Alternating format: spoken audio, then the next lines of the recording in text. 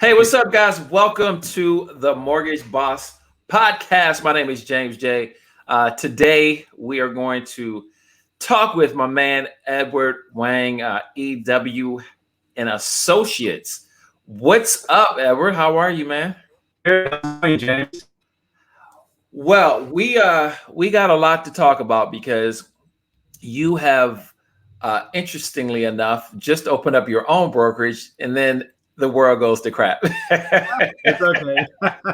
Great timing. Now, and I want you to talk about this because this is one of the things that I love that you did, and we're going to talk more about the fact that you did just open up your own brokerage, but timing, right? Because everybody thinks that people are like waiting for time to do stuff, like the right time.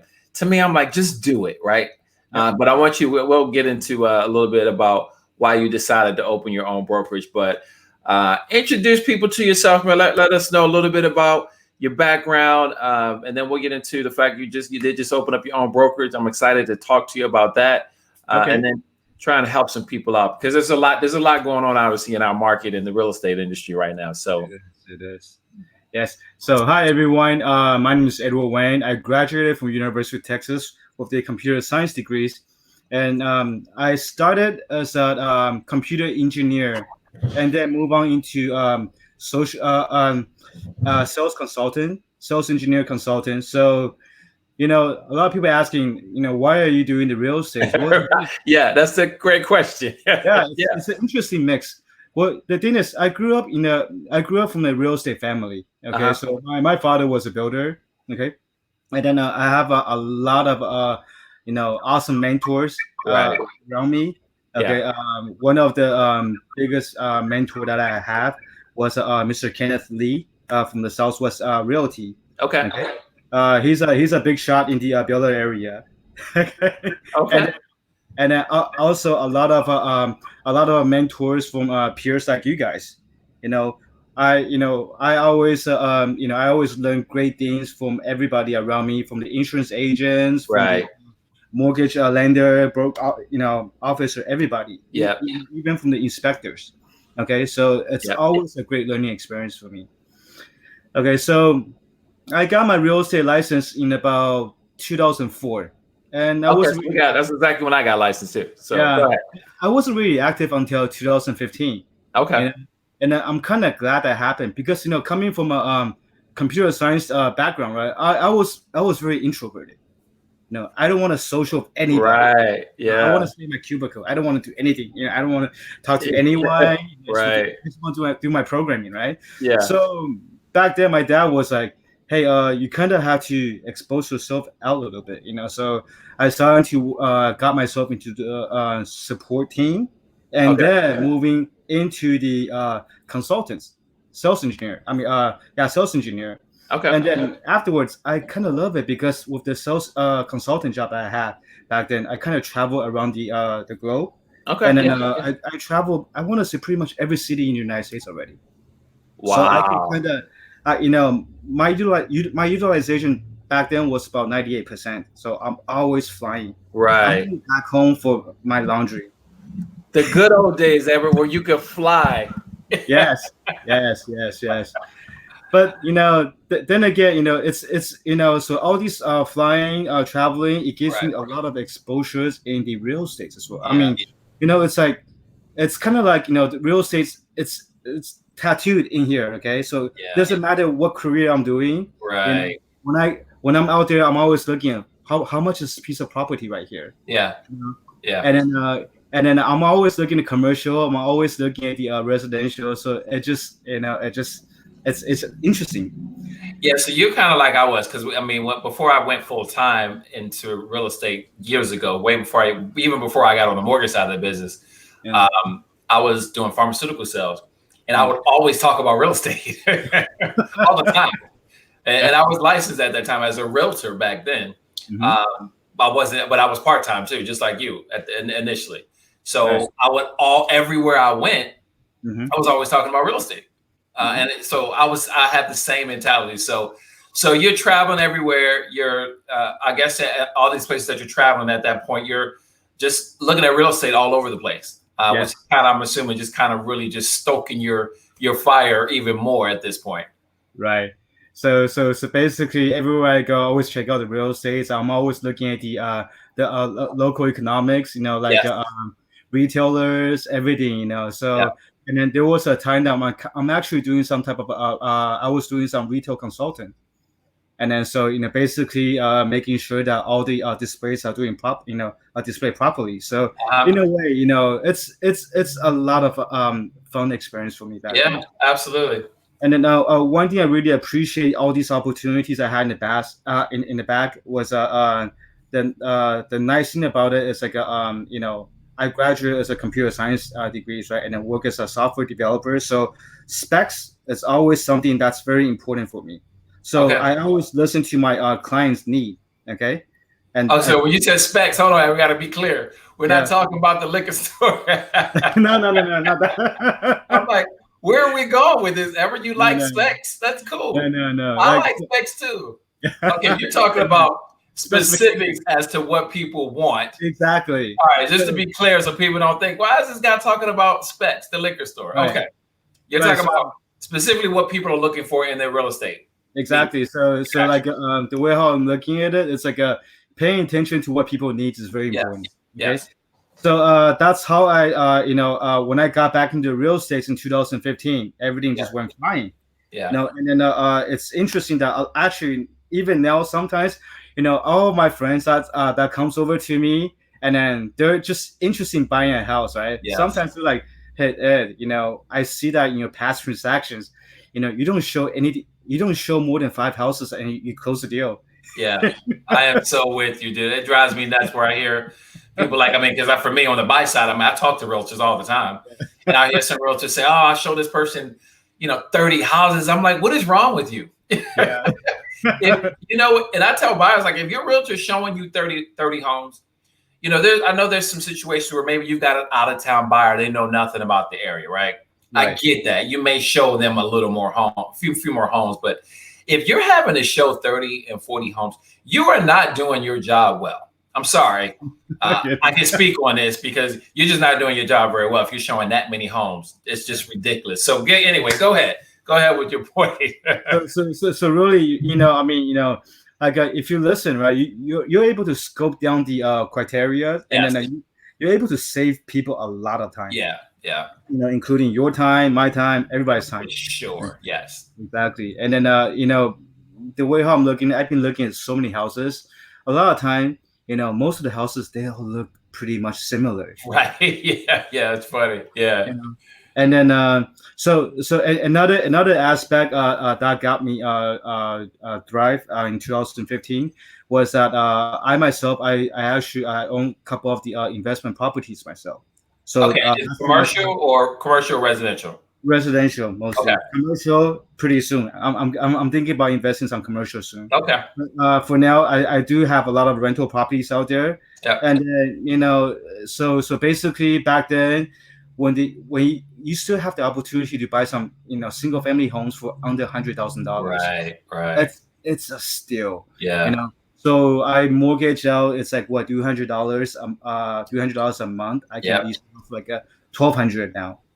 Yeah. So it's a huge cash flow right there. And then people are like, "Are you going to pay that off?" I'm like, "Yeah, I'm just taking my time. Yeah. This money go somewhere else, invest in something else." So then again, I have a lot of properties like this, and then the people saw that this model that I have. Right. Okay? So they are like, "Hey Ed, I'm interested about this property right here. Can you do the calculation for me?" So we sat down together. We do the math.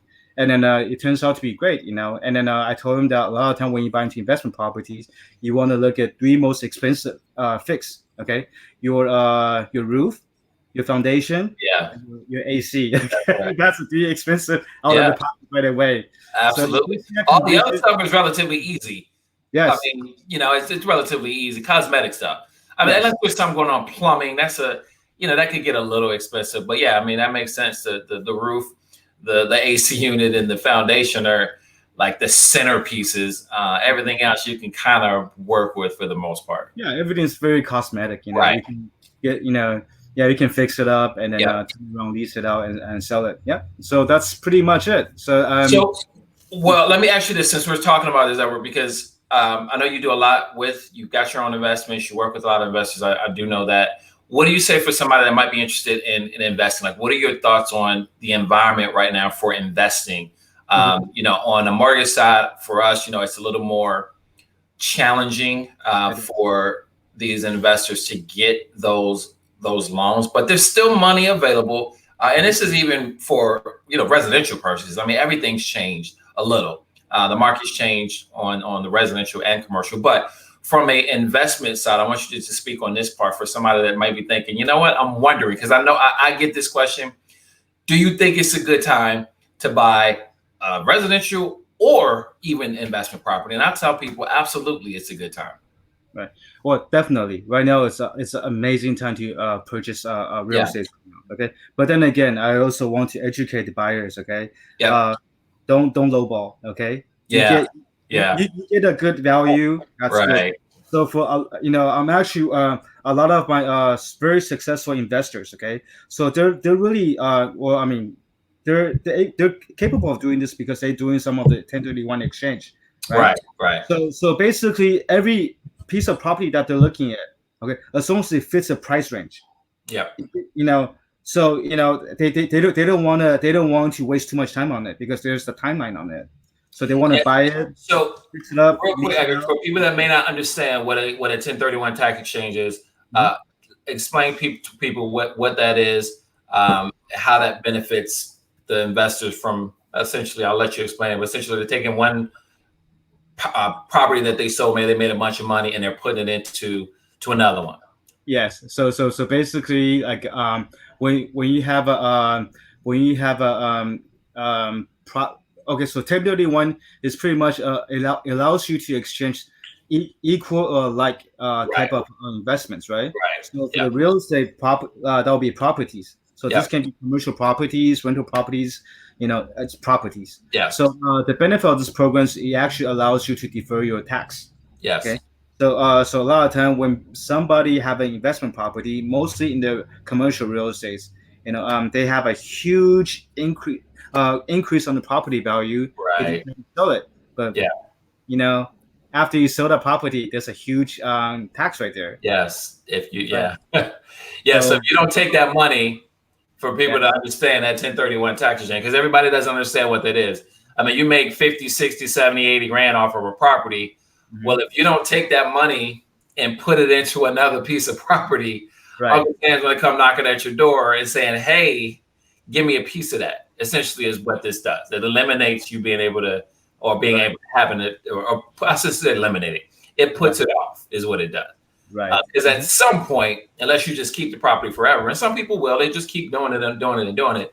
Otherwise, Uncle Sam comes and says, hey, give me a piece of that. So 1031 tax exchange, that's what I was talking about for people that may not understand what that is. So so you got people doing 1031s, and then they've got a certain time frame. That's the other thing you had mentioned. There's a certain time frame after you make that money where you have to go buy something else before Uncle Sam says, hey, give me some of that money. Yep.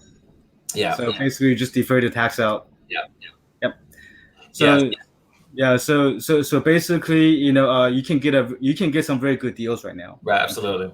Yes. Yeah. So, you know, just I want to say when you work with your realtor, you do know that you know every piece of property somebody owns it. Yes. You know they did pay for it. So you know you can get a good price. But you know, if you try to lowball, yes, I know that everybody wants to maximize their, the money that they can spend, right? Yeah, but then, absolutely. It just the real world doesn't work like that sometimes. Unless that person's desperately, you know, needing to sell the property, or you know, it's on a foreclosure, you know. Yeah. And there are times where you can get a great deal. I mean, there are times like that, but you as a professional know, and that's, you know, your job to let people know, like, listen, this we need, and it also depends on how bad do you want this particular property. But yeah, I mean, the lowballing, again, TV has a way of putting people their mindset into, oh, they flipped this house, they got it for, you know, 50 cents or 40 cents on the dollar. Which does happen. Doesn't happen a lot that way, but there are deals like that out there. Are there a lot of them? I guess it really depends on the area, but for the most part, I don't think there's a ton of deals out there where you're getting in on 20, 30 cents on the dollar. So, Yeah. if you're going to make money, again, like you said, I know people want to make the most money they can. I get it completely. But there's a time where it's like, okay, I'm going to make whatever. I'm going to make 20% on what I paid for it, or 30%. And then it's just like, keep doing it over and over again. And you're gonna make your money. But I understand. Like I used to have people do that when I was a realtor. It just the low ball, and it drives you crazy. But anyway, so you recently opened. I want you to talk about this because I'm kind of teased this in the beginning when we started here about you opening up your own brokerage. Obviously, we didn't know if this was going to happen, but what was this, like 2 months, or how long has it been since you've had your own brokerage? Actually, I started. I want to say on kind of like laying down the basic my corporate documents, everything, Right. roughly around like mid-February. So Okay. this is already kind of happening right Yeah. now. Yeah. But the thing is, I'm looking at it as like it's a perfect opportunity for me because I know that the real estate is going to be slow somehow. Yeah. Okay. Yeah. But it's a perfect opportunity for me to build infrastructure. Yes. Okay. So coming from an IT background, I stress a lot on the infrastructure. Yeah. Documentation is Yes. the most important thing. I mean, seriously, like I have buyer, from 2015 asked me, "Hey Ed, do you still happen to have a copy of the survey for my property?" I was like, "Yeah, here you go." Yeah, you are organized. Yeah, so basically, I mean, something like that, I was able to help them save like another $500-600. Yeah. So I mean, that's great though, but you everything, especially in real estate, man. It is system. So I've had some really, really awesome coaches over the years, and it boils down to having the system. Like the system needs to run everything. Right. Whether you like Michael Gerber, who wrote this book called The E-Myth years ago, great book because it talks about you building your business, and you're at that stage in the beginning right now, building it. And in the book, essentially, it's like build this business like you're going to hire 500 people. Exactly. That's how even if you're not, it's just putting in those systems to where you can say, I'm going to hire this person and you got a system up and running and get them up and running just like that. So, but you're right. Yeah. I mean, I love your mentality and mindset to think that right now is a good thing because you have this time to kind of get your structure in place. And once this thing is over, whenever that happens, nobody knows. But once it's over, I believe we're going to be really busy. Just my thought, and probably my wish as well. But you figure there's a lot of people that pulled their house off the market. There's a lot of buyers that either said they were going to buy and then this hit and then they backed off. I know it's happened. I've lost deals because of it. I know a lot of people have lost business because people have either been furloughed, laid off, or they're just unsure. And on your side, you've got sellers where they might have, and I don't know how many, if it's happened to you where you've had a seller pull their house off the market because they didn't want anybody coming in yet. But I hear a lot of this. So what does it look like on your end working with buyers and sellers right now? So working with the buyers, I do have a lot of buyers that's currently they're currently in the rentals properties, right? So several of them are in the apartments. There's because of this whole entire COVID-19 right now going on. So a lot of these buyers with the family, they're kind of dislike the heavy traffic area. So like a highly congested area where you have a common, like a stairwell, elevators. So a lot of them, they're thinking about coming out, moving to a single family home. Okay. So the way I'm looking at it right now, it's like a lot of houses. I want to say for a family to live in, 250,000 up and down to 200,000. Those are very attractive. Still moving. Yeah, that's right. It's still moving. Okay. So for the luxury real estate, it's still going because those people, they have so much money, they don't care. Yeah.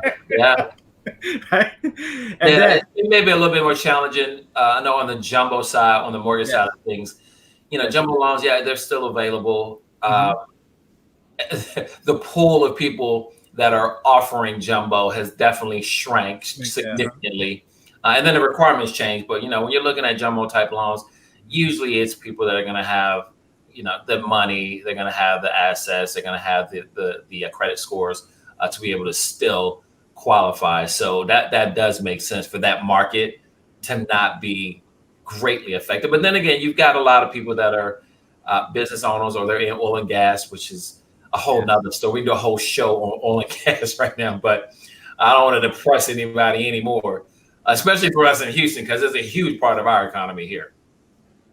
Well, So I want to say, even though right now, we have a hit in the oil and gas, yeah, but then again, it's the way think of it for investors. It's yeah, a perfect opportunity to invest. yes, When do you see oil, yeah, investment low? absolutely. This is like Never. It's never this, happened. yeah, this smells me like a once in a lifetime opportunity. Yeah, it is. I mean, So yes, there's downside and there's also a bright side of it. yeah, So yes, I came from the corporate world. It's funny that I work for a company, and then a large software company, and then one of my colleagues, he worked for that company for 20 years, and then he was like, "Hey Ed, we're never gonna get laid off." And I was, "Are you sure about that?" yeah, 'Cause I saw the roster. You and I were next.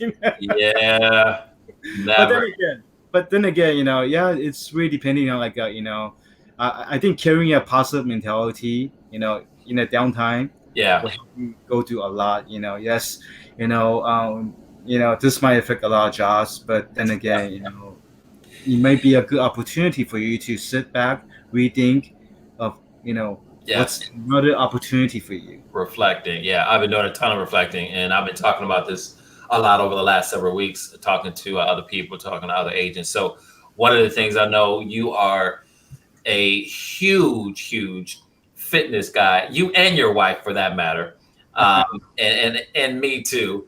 Obviously, we have been we've been hurting, shutting down our community for the last 5 weeks or so. So, what are you guys doing? I know you guys do some online stuff. Now, listen, I love online workouts. I'm glad everybody's doing it. The crazy thing is, like, that first few weeks, once this happened, like, nothing was going on. Nobody was doing any workouts. That first week or two, there was nothing. Mm-hmm. Probably in the first 3 weeks. And I think we were all thinking, okay, we're going to be getting back soon. Like, so nobody was even really thinking about doing an online workout. But you think, like, the first 2 or 3 weeks after we were told, stay home, there was nobody doing anything online.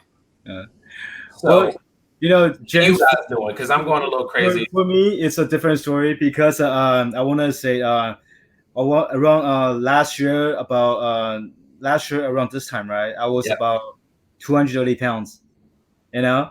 Wow. So like I mean, like kids are getting a little bit older now, so I don't have to Yeah. kind of like autopilot right now. So I'm finally have a chance to get into the this workout routine, and that's why you see me at Lifetime all the time doing the I cycling. did not know that. Yeah, so just from that time to now, I lost roughly around, I want to say roughly around 70 pounds. Yeah. Wow, Edward, that is so awesome. So, dude, I had no idea. And I just interviewed, by the way, Chris, Uh-huh. who is Oh, Chris is amazing. Yes. dude, just that interview, it's coming out next week. I'm going for a little bit of a tangent, but next week that's going to come out. Chris is amazing, and people, people will be really inspired. It's a great story. But I didn't know that. So, you turned into a monster. So for people to understand how much you work out, and sometimes it's more than once a day. So I see you guys all the time.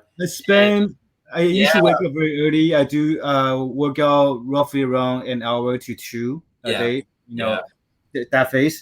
So one thing I encourage people to have is have some kind of smartwatch to keep you accountable. Yes. So they're in this entire crisis right now, right? So from last April till now, I haven't been, there's not a single day I stopped exercising. Right. So when the time gym closed, I'm like, this is not gonna stop me. I'm gonna download some apps. I'm gonna do some exercise. And listen, obviously there's so many things that we can do Yes. at home, online. It's not ideal. I get it. I feel it. It's not the same. There's no community. I don't care. But You gotta do what you have to do for yourself. your mind, yes. And listen, I am not acting as if I've worked out. My workout schedule has been completely checked up. So what I would normally do if we were in a normal situation, what I normally do and what I've been doing since it's been night and day. It just has. So I think for that first week or two, I was kind of in denial. I think a lot of people were just like, okay, like what's really like, we're going to go back, everything's going to be back to normal next week. And then week 3 and then week 4. And it's like, oh, hold on. Like this is real. Like we're not going back like right now. Like this is going to be longer than we think. And here we are now, week 5 going into week 6. And so, but really we haven't seen any of the online stuff for the people that we know. Really, it's really probably been about the last 3 weeks. That first 2 or 3 weeks, there was really not a whole lot. So my workout routine has definitely been jacked up, but I love your mentality. I really do. That it doesn't matter if I have a gym or not. And this goes for everybody. Listen, there's things you can do. You can walk outside the door. And I've been talking about this a lot too, just being outside because there's so many more people outside right now. Number one, everybody's going outside, or a lot of people are. So I got to meet a lot of my neighbors that I hadn't met before because everybody's outside. There's nowhere else to go. Yeah. So it is so important, though, that people just not stop and just sit around all day long and watch CNN and because it's depressing. It really is. Not watching necessarily just watching the news, but just sitting for so long and not getting your mind, getting your brain some activity, even if it's literally walking around the block. Is just something about being outside. And this is not my opinion. This is science about being outdoors specifically and how it affects how it improves your mood. It improves so many things. So I love your mentality. And I know you guys, you and Jess, both of you guys are workout fanatics, which is pretty cool. That you and your wife are that way. That's cool. So you guys have been managing through this.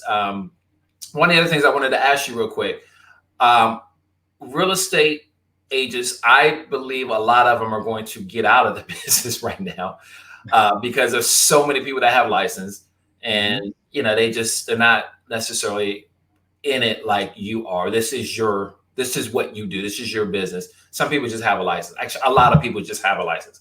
And I'm not going to get on my tangent or my rant about real estate agents and licenses, but what do you think as far as what's going to happen? You think a lot of people are going to end up getting out? Because I think the number of agents, realtors in Houston is going to shrink because of this.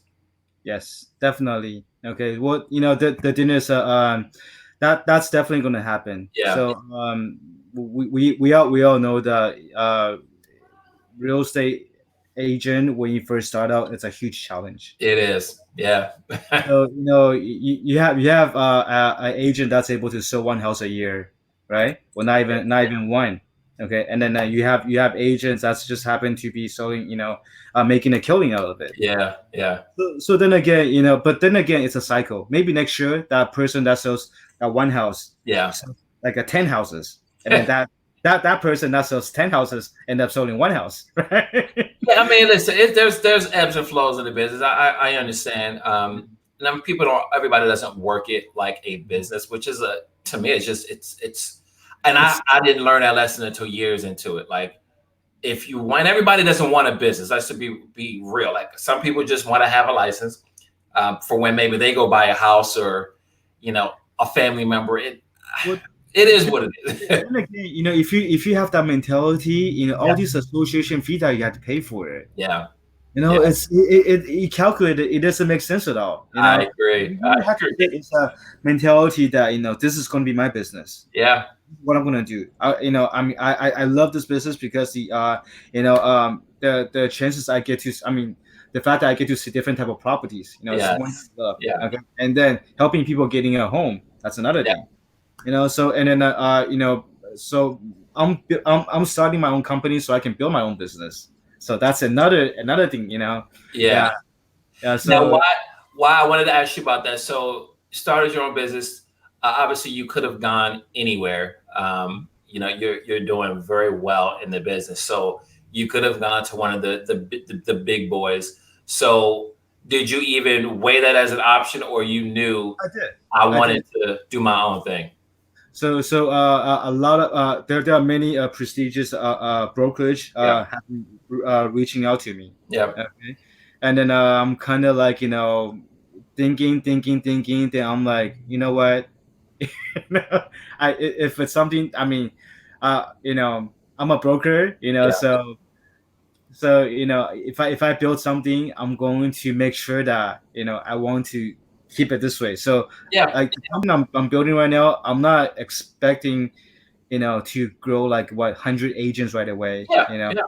I want to slowly agent coming to me. We'll discuss, we'll talk about like how you work. Yeah. So seriously, I really want it's a service industry. I want every agent in my house to have the mentality that you're here to serve people. Yes. Okay. And Yes. then yes, and it's very important. It's not just about selling a house. It's about helping people finding the property, helping people making money. That's the most important thing. Listen, so I do a lot of I'm in sales, so I'm a lot of mental and sales books, and Zig Ziglar always talks about, and it's true. I don't even think it's really cliche. I mean, if you're in real estate and mortgage like we are, just in sales period, but he always talks about, you help enough other people get what they want, you're gonna get what you want. It's true, man. It is so true. Yes. And if you, especially in this business, so it can't be about me. It's a very lucrative business. You're right. I get it. I know. But instead of looking at the money, it's like, okay, who can I actually serve today? Who can I help? Exactly. Who can, and I swear I live by, how many people can I help? Because the more people I can help, the more I'm going to help myself. It's true. It's 100% true. Yes. So I love your mentality. You're kind of putting that culture in place now. Yes. So service industry, you're serving people. You're servicing people. So Yeah. I remember there was a book, but I read it a long time ago. Okay, I don't remember the author. I'm very bad at it. But I think the title of the book is called The Servant. Okay.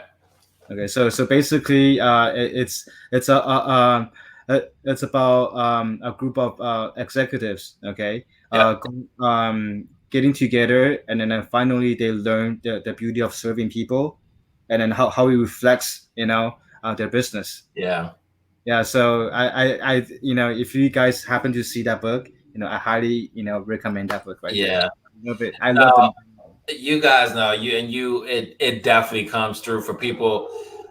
If you're looking to get into a home, or if you're a realtor, maybe, I don't know, reach out to Edward, because I know you guys. I know you personally. I know your wife. You guys are freaking amazing.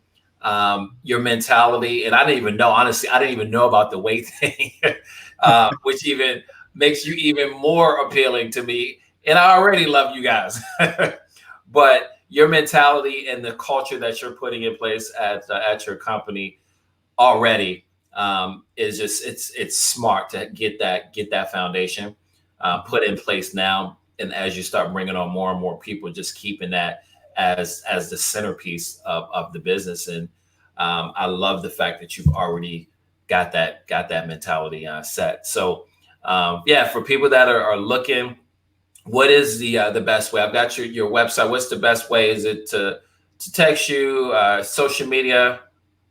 Yeah, social media. I'm on Instagram. Okay, Realtor Edward Wang, and Yeah. then on my page has my contact information. And the number I have here is 281-817-8868. Yeah. And yeah, I mean, just reach out to me. I usually return your call right away. Yes. No, you're great about that, and I appreciate our personal and business relationship, because we've known each other for a while before we ever really did business. But yeah, you guys are awesome. I am very much looking forward to us all being at our community, our fitness community, getting back together again, because that is a huge part of my life, and I know you and Jess as well.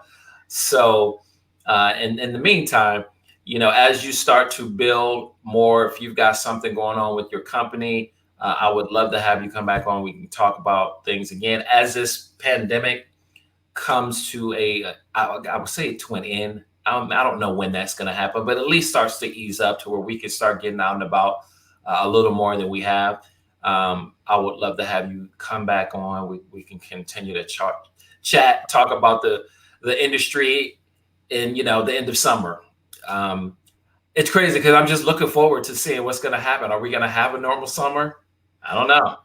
Well, I mean, if we still have to stay in, I mean, it's depressing. I know. I hope I don't want to think about that. But just think, try to stay positive all the time. Yeah. Think about the time, opportunity of the time that you get to spend with the family. Yes. And then working, things together and teaching kids, and then you appreciate teacher a lot.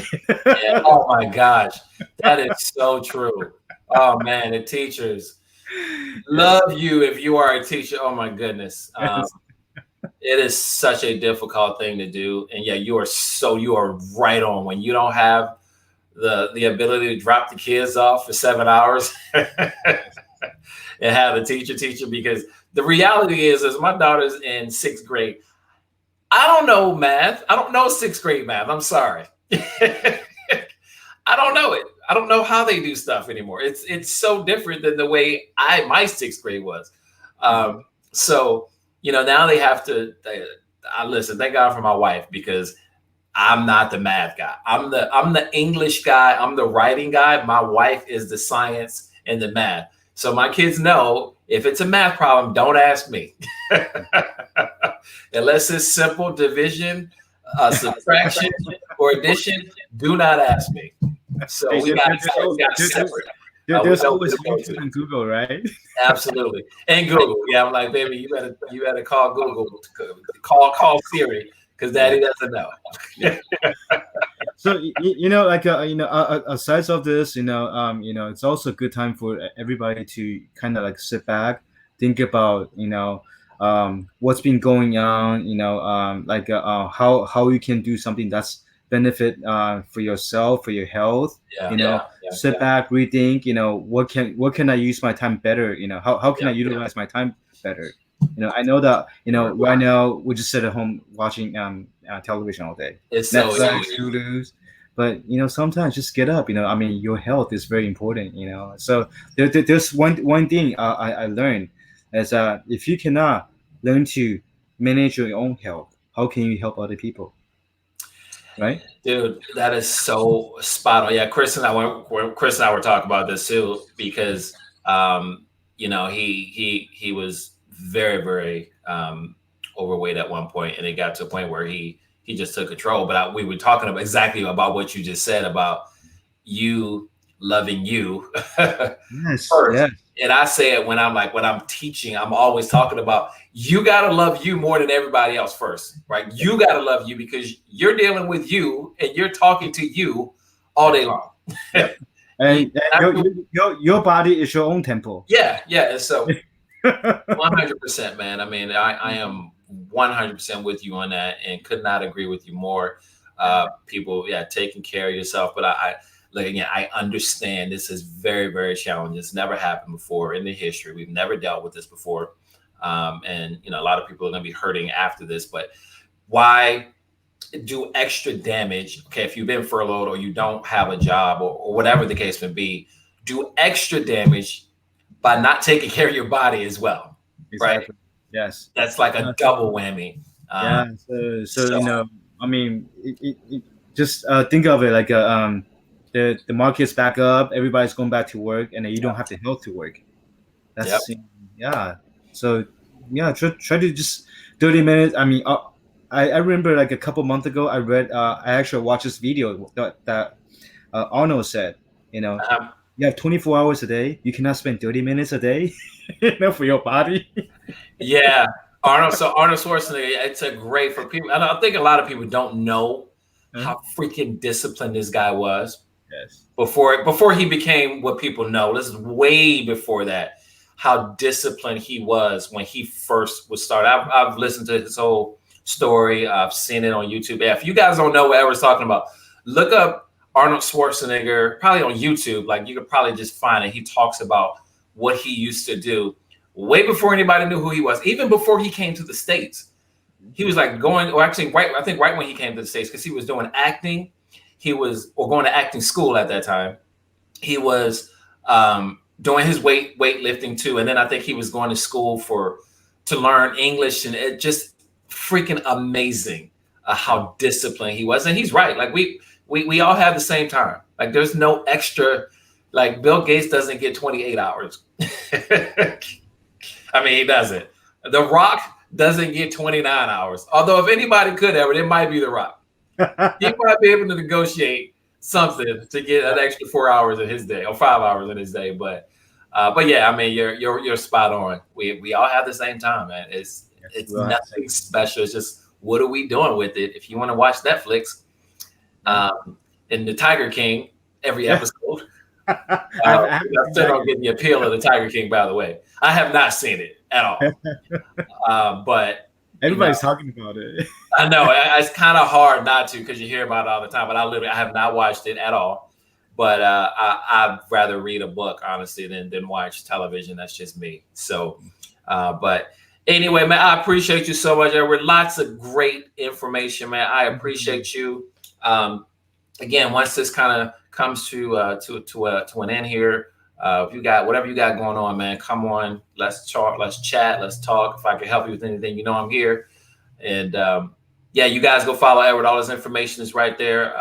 Instagram. Reach out to him. And if you're a realtor, you got a question, or maybe you want to see what Edward has to offer. Great dude. Great dude. Okay. Thank you, James. So. Thank you, James. All right, guys. Well, listen, Mortgage Boss TV. Thank you guys for watching. Go check me out as well. YouTube, mortgagebosstv.com. That is actually the YouTube channel. And if you guys have any questions on the mortgage side, reach out to me. You got questions on the real estate side, you reach out to Edward. And we'll catch you guys on the next episode. Thank you, Edward. I appreciate you guys. Have a good one. All right, man. You too. Stay healthy. Stay safe, okay? You too. All right, guys. Bye-bye. Go check Edward out.